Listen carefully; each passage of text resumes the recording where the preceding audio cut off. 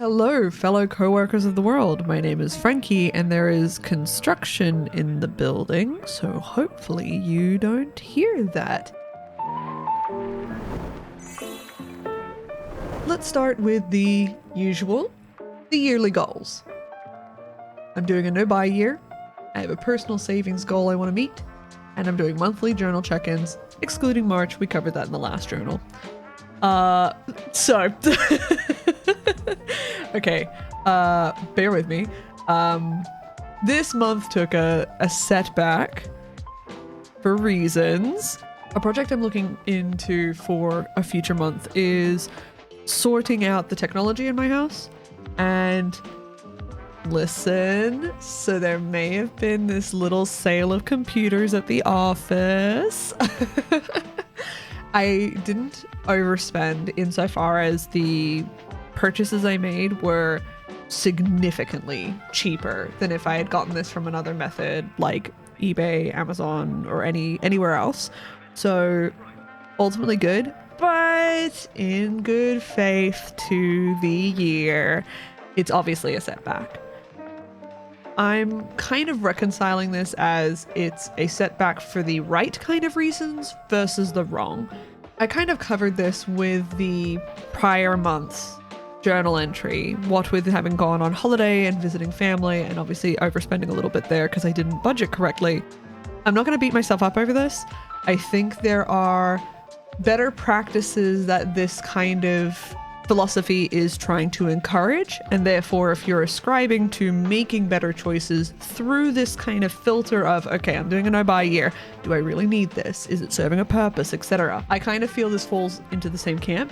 The deal I got on the tech that I purchased was so worth it, especially considering how genuinely crazy the prices for RAM and storage is. Gee, I wonder what's causing that. In terms of the year, bit of a knockback this month, but I'm quite resolute in the fact that they were still good choices to make at the time. But that is the year. So let's look at April. In April, I had some lofty goals. Starting with the top, Starlight Senshi video. It does not take much to see that I do not have another video on my channel, but you know what I do have? Progress made. I've brought in my PowerPoints that I used for the party to act as kind of a visual bedrock for the video, and I have the script fully written. It took a couple of revisions to decide how I was going to present this. You know, was I going to do a deconstruction of every character? Was I going to get really molecular with it? I like where the video script has landed now, so I'm going to push ahead with this version. Even if I don't get the video done in the coming month, just more progress is made. This is kind of a big video, and as much as I would love to have put all of my energy into making it this month, that was not viable. My IRL job was not going to let that happen. This was a very, very busy month for us. So, happy with this progress? That's the touch base on this one. The next one though, amend a piece of clothing. Resounding success. I actually did amend a piece of clothing. So there was this pair of jeans my partner had, and given that it had this huge hole in the knee section, it was a matter of, okay, just turn these into shorts. Obviously a very simple, very, very simple project, but it did the job. It got me to break out the sewing machine, actually commit to making a change to clothing and seeing it through. The only note I would have is that if you do what I do, don't. Basically, I made a really, really novice mistake, and that is when I folded over the bottom of the shorts. You can see in the top left picture, that's what these shorts look like raw, just after having been cut. And in the bottom right, you can see it's got a hem to it. So in this close-up picture where it's in my hand, you can see that I just did one fold over and then sewed down. I should have done a double fold. You can see how, because I've only done the single fold with the raw edge, that is going to fray anytime it's run through the wash, and you're going to see those strands peeking at the bottom. So that is a note for future me and for yourself if you do a project like this. Double fold the hem. It'll still look the same as the pictures on the right. You're just saving yourself the hassle of having strands peek out at the bottom. But I'm really proud of myself. Finally did this and it looks good. Both sides of the shorts look I know the picture is not convincing. They look very misshapen on the right side, I'm realizing, but they are evenly sized, which, you know, that was all I could ask for. Now for number 3, keep a meal prep schedule. This has been a little rocky in the past, but I will say for this month, rousing success.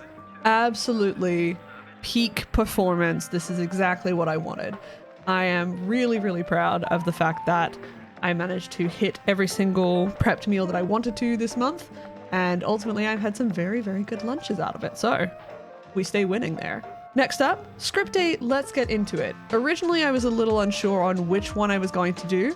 The current frontrunner was always going to be End of the Line by the Stupendium. And to the shock of no one, yeah, it is.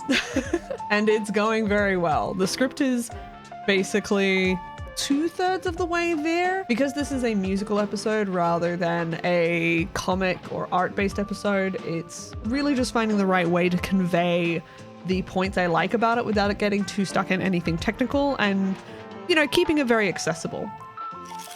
I'm very happy with that progress, and we had this ominous start pre-production for a secret project. I know this is possibly a suspicious outcome given that I haven't met my prior deadlines, but now I have 2 secret projects. One of them is a long form project, one of them is a single video project, but I'm really, really excited to be able to prepare these and share them with you, likely in the latter half of the year at this point. But yes, 2 secret projects, both of them collaborations. Please look forward to it. So let's get into May. I am keeping it a little pared back because work is going to again ramp up its busyness, although for different reasons. We now have new staff on and we're doing training and we're doing all of our regular day jobs on top of that. So we're paring it back to just 4. And you can see a couple of these are actually just continuations of last month. I like the pace I've been at, despite how busy I've been, just chipping away at things so that I can keep making things. Still worth it to me. And so point 1 is Starlight Senshi video, just continuing progress with that, figuring out what I want that to visually look like. I don't think it'll be a presentation style like this. I think it's going to be a little bit more edited, a little bit more flashy. So this is going to take time. I think now that I have a sense of scale with the script done, it's likely going to take 2 to 3 months to finish, unless I just really get lucky and have a full weekend I can blast through this. The second project is keep the meal prep schedule. Now that we're kind of back on the horse, I want to keep this up. My goal is to always have 3 to 4 lunches prepped in the week. I'm calling that a win. The third item on the list, record a Let's Get Into It. With the script now 2/3 of the way done, my hope is that I'll be able to get the last third finished over the month, and at the very least, just record it.